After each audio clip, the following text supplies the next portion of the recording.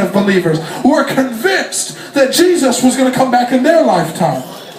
And then they died, and it still hadn't happened.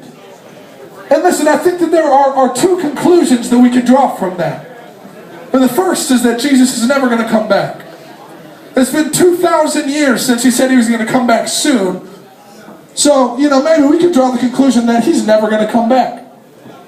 Or maybe, and this is what I would like to propose to you, maybe, just maybe, Judgment Day is closer today than it has ever been before.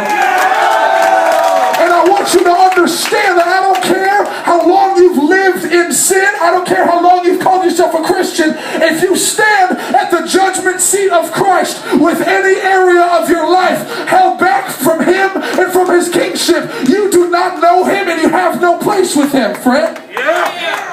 Oh, 3 people are excited about that.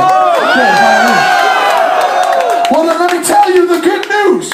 Hell does not have to be in your future. Is that not good news for anybody but me? That means the rest of my life. Jesus Christ, the Son of the living God, came into my life and He set me free from hell. Man.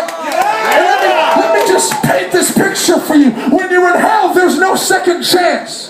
There's no do-overs. No matter how much you pray or how loud you scream, God has turned His face of love away from you, and all you get is His wrath. All you get is His condemnation. All you get is His judgment forever and ever and ever and ever. And all you're going to have to live on is the fact that one day in Richmond, Virginia, at a metal show, some dude told you this was coming and you didn't do anything about it.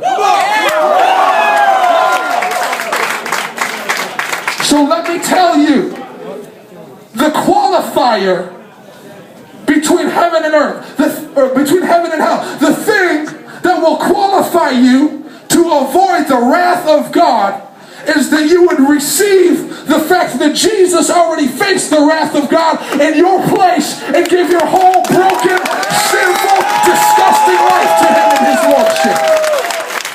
Jesus gave it all for you, friend.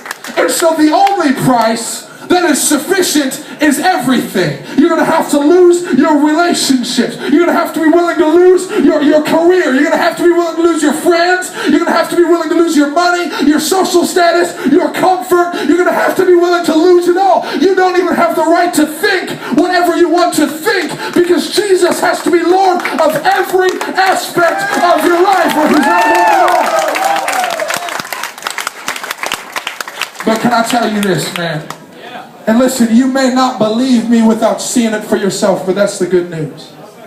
When you see Him, when you see Him in His glory and His beauty, when you see Him in His majesty and His supreme authority over all creation, seated on the throne, high and lifted up, everything is a small price to pay to have one more minute in His presence. That's what it's about. It's about being close to the King of all kings, the Lord of all lords, Jesus. And man, I don't care if you're just afraid of hell, and I don't care if you fall in love with the beauty of God, because either one of those should lead you to the cross. And at the cross, there's forgiveness for your sins. At the cross, there's a new life in Jesus. At the cross, there's remission and right standing with the God of the universe. And that's what we come here to release into this place. A right standing before the just, wrathful, righteous God of the universe. His name is Yahweh. We come here to establish His kingdom over anyone and everybody that would step into it. We bless you. This is the gospel, and His kingdom reigns in this place.